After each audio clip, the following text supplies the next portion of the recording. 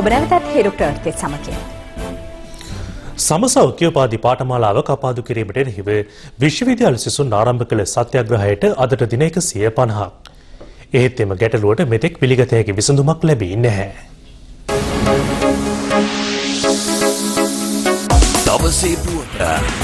සමසෞඛ්‍ය උපාධි පාඨමාලාව වසර 4 සිට 3 දක්වා කපාදු කිරීමට එරෙහිව විශ්වවිද්‍යාල සිසුන්ගේ පළමු සත්‍යාග්‍රහය ආරම්භ වන්නේ පෙරදිනින්.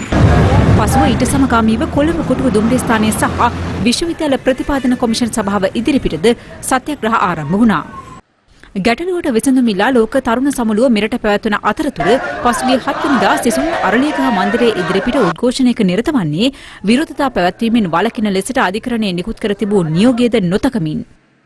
යනුව පසුගිය 16 වෙනිදා සරසවි සිසුන්ගේ සහ මව්පියන්ගේ සහභාගීත්වයෙන් විශ්වවිද්‍යාල ප්‍රතිපාදන කොමිෂන් සභාව ඉදිරිපිට යලි පැවැත්වුණු උද්ඝෝෂණයේදී අධිකරණ නියෝග කඩකිරීමේ සහ පොලිස් රාජකාරියට බාධා කිරීමේ චෝදනා මත සිසුන් 18 දෙනෙකු පොලිසිය අත්අඩංගුවට ගන්නේ උණුසුම් වාතාවරණයක් මැද්දේයි.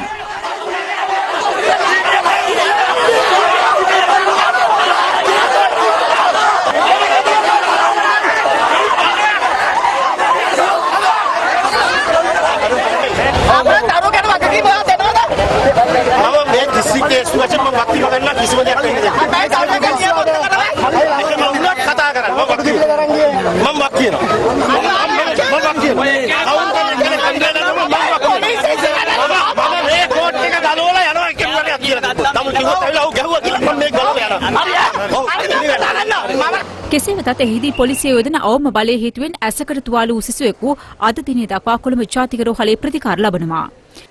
මේ අතර අද පැවති ප්‍රවෘත්ති සාකච්ඡාවකදී මේ සිද්ධිය සම්බන්ධයෙන් පොලිසිය පාර්ශවයෙන් ප්‍රශ්න කෙරුණා.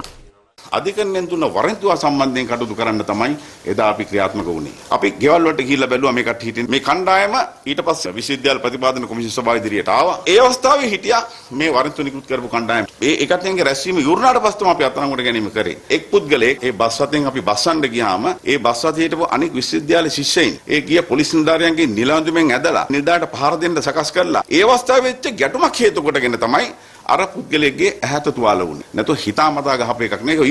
ඒක විමර්ශනයක් දැන්ට පවත්වන පොලිස්පතිතුමාගේ නියෝග ප්‍රකාර විමර්ශනයේදී හෙළි වෙයි මේ ඇහැ එළියට පැන්නද නැත්නම් තුවාල වෛද්‍ය වාර්තාවලට අනුකූල අපිට ඔප්පු කරලා පෙන්වන්න පුළුවන්. ඒක ඒ තුවාලයක් වෙලා තියෙනවා. එයා අතරංගුවට ගන්න ගියාම එතන වෙච්ච ප්‍රශ්නකට තත්ත්වය හේතු කොටගෙන තමයි මේ වගේ දෙයක් සිද්ධ වුණේ. නමුත් එයාලා කියනවා පොලිස් නිලධාරීන් අඩුම බලයට වඩා වැඩි බලයක් පාවිච්චි කරලා මේ ප්‍රශ්නේ වුණා කිව්වනම් ඒ වැඩිම බලය පාවිච්චි කරන නිලධාරියාට විරුද්ධව අපි අවශ්‍ය විනයානුකූල කටයුතු කරන්න අපි සැලෙන්නේ නැහැ. කොළඹ බල ප්‍රදේශයෙන් තොර නියෝජ්‍ය පොලිස්පතිවරයෙක් මාර්ගයෙන් අපි රාජ්‍ය නිලධාරියට ලබා ඒ පරීක්ෂණය දැන් අපි කරනවා. මේ අතර දින 150 පුරා සිසු සත්‍යාග්‍රහ පැවැත්වෙද්දී පෙරදිනිය විශ්වවිද්‍යාල පාලනාධිකාරිය තීරණය කර ඇත්තේ සමසෞඛ්‍ය උපාධිය සඳහා නව විෂය නිර්දේශයක් නිර්මාණය කර එය යලි වසර 4ක් දක්වා දීර්ඝ කිරීමටයි. ඊයේ දිනේදී පෙරදින විශ්වවිද්‍යාලයේ සනාතන සභාව රැස් වුණ අවස්ථාවේදී තීරණයකට අපි එළඹුණා. දැන් අවුරුදු ගණනාවකට ඉස්සර තිබුණ 4 අවුරුදු පාඨමාලාව නැවත සංවර්ධනය කරලා පාඨමාලා සංවර්ධන සහ සැලසුම් කොමිටුවේ අධ්‍යයනයට ලක් කරලා නැවත සනාතන සභාවට ඉදිරිපත් කරන්න ඉදිරි අවුරුදු වල එන ශිෂ්‍යයින්ට සමහර වෙලාවට අවස්ථාවක් ඇති වේවි සිව් අවුරුදු පාඨමාලාවකට ඇතුල් වීමට. නමුත් දැන් ඇතුල් වෙලා තියෙන සිසුන් සියලුම දෙනා ඇතුල් වෙලා තියෙන්නේ 3+1 කියන පාඨමාලාවට. ඒ නිසා මේ පාඨමාලාව අවසන් කරලා උන්ට උපාධිය ලබා ගන්න පුළුවන්. දැන් අපි මේ ක්‍රියාත්මක කරන්න බලාපොරොත්තු වෙන නැවත නිර්මාණය වෙන පාඨමාලාව ඉදිරියේදී ඉදිරිපත් වේවි. එහෙනම් මාස 6ක් අවුරුද්දක් අතර වගේ කාලයක් ගත වේවි. විසඳුමක් නොමැති මෙම ගැටලුවට රජයේ හෙද නිලධාරීන්ගේ සංගමයේ චෝදනා එල්ල කරන්නේ රජයේ වෛද්‍ය නිලධාරීන්ගේ සංගමය වෙතයි. මොකද මේ උපාධිය හැදුවේ සෞඛ්‍ය වෘත්තිකයන්ගේ අධ්‍යාපන සංවර්ධනය හදන්න. ඒ අධ්‍යාපන සංවර්ධනය ඉලක්ක කරන්නේ රටේ ජනතාවගේ සුවසෙත සඳහා. මේ රටේ උවමනාව දැකපු මධ්‍යස්ථ වෛද්‍යවරු තමයි මේ සමසෞඛ්‍ය උපාධි නිර්මාණය කළේ. දැන් ඒක තමයි මේ වෛද්‍ය සංගමේ කැපුවේ. දැන් අද හෙද ඩිප්ලෝමාවත් අවුරුදු 3යි, හෙද උපාධියත් අවුරුදු 3යි. ඒතර මේ වගේ ජරා වැඩක්, මේ වගේ නිහීන වැඩක් ලෝකේ කොහෙවත් සිද්ධ වෙලා නැහැ. මේගොල්ලොන්ට දීලා තියෙන කාලකන්ණි බලය හරහා සමසෞඛ්‍ය උපාධිය අවුරුදු 4-3 දක්වා කප්පාදු කරේ. සමසෞඛ්‍ය උපාධිය කප්පාදු කිරීම සම්බන්ධයෙන් රාජ්‍යයේ වෛද්‍ය නිලධාරීන්ගේ සංගමයට සාධාරණ හේතු ඉදිරිපත් කළ හැකිද?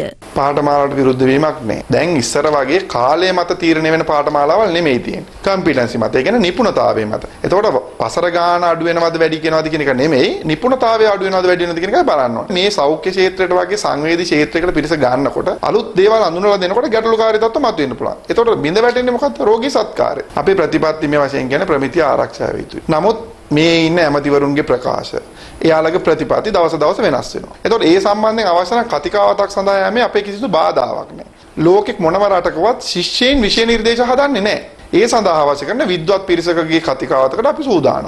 මොකද රාජ්‍ය වෛද්‍යන්දායනික සංගමය කියන්නේ වෘත්තීය සංගමයක් වගේම වෘත්තීය වේදිනික සංගමයක්. දිනෙන් දින දිග්ගැසෙන මෙම සමසෞඛ්‍ය උපාධි ගැටලුව විසඳීමට බලධාරීන් තවදුරටත් බලා සිටින්නේ රෝගී ජනතාව උකසට තබමින් ක්‍රියාත්මක කෙරෙන තවත් වැඩවර්ජන මාලාවක් පැමිණෙන තුරුද.